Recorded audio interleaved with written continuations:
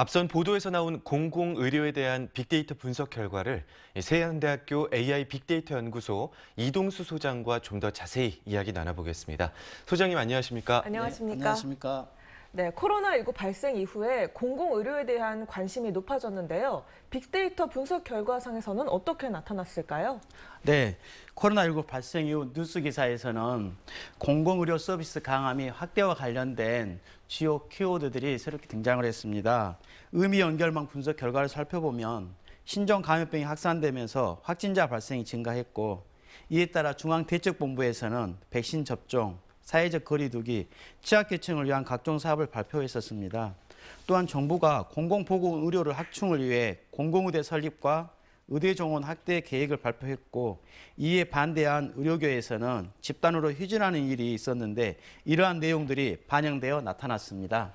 네, 그리고 이 SNS 감성 분석 결과에서는 부정어가 코로나19 발생 이후에 4배나 증가했다고 하죠? 네, 맞습니다. 코로나 발생 전후 SNS상에서의 공공의료를 둘러싼 감성 단어들이 급증했는데요. 긍정어는 1.3배, 부정어는 4배나 증가한 결과를 통해 시민들의 공공의료에 대한 관심이 얼마나 증가했는지 가늠해 볼 수 있었습니다. 코로나19를 겪으면서 K방역과 우리나라 의료진 역량과 헌신이 긍정적으로 평가를 받았지만 확진자들이 제때 치료받지 못하고 생활치료센터나 재택치료 중에 사망했다는 소식 등이 부정어의 증가에 영향을 미친 것으로 보여집니다. 네, 이번 빅데이터 분석 결과에서는 의료 정책에 대한 변화를 느낄 수 있는 키워드가 있다고 하는데 어떤 건가요? 네. 코로나19 발생 이전에 공공의료에 대한 뉴스 기사와 SNS상에서의 주요 키워드는 진료, 치료, 사업과 같은 단어들이 반복해서 언급되었습니다. 코로나 발생 이후 뉴스 기사에서는 백신, 대응, 뉴딜, 디지털, 온라인, 비대면, 예방이라는 키워드가 새롭게 등장했는데요.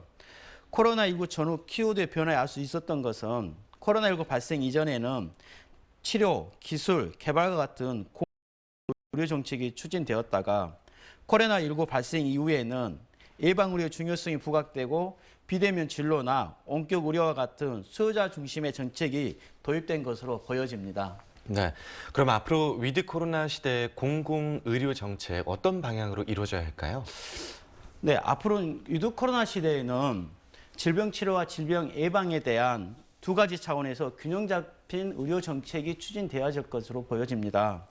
또한 코로나19가 원격 의료의 안정성과 인식 변화의 계기가 되어진 만큼 위드 코로나 시대에는 원격 의료에 대한 제도화 및 법제에 대한 것이 필요해진다고 보여지고 있고요.